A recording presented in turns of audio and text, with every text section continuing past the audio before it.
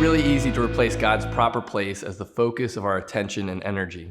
When we begin to prioritize and pursue anything over and above God himself, it becomes what the Bible calls an idol. And I'm not just talking about dark and evil things that you clearly recognize as being opposed to God. This can happen with a lot of things that are intended to be for our good when done in the right perspective and priority. And humans have struggled with this since the beginning of time. Romans chapter 1, 21 through 23 says, "For although they knew God, they did not honor him or give thanks to him.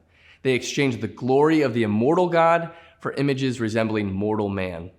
See, Jesus taught to this idea all throughout his ministry. He called out the obvious idols like the love of money or a desire for control and power, but he also challenged his followers on the good things that could become idols, like loving their families more than loving God himself. The passages we've been referring to throughout this month in 1 Corinthians chapter 6 tells us that if you follow Jesus, your body is a temple for the Holy Spirit. The function of the temple was to be a physical reference point to gather people to worship the only one deserving to be worshiped. The temple was not the point. The temple was just the platform or stage for the main event.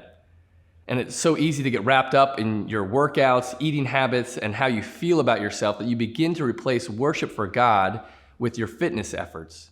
Likewise, if you're pursuing the comforts of life in unhealthy ways, streaming endless hours of movies, enjoying too much fast food, and not being active, that can also become an idol because you're not using your body to serve God and others around you with your best effort.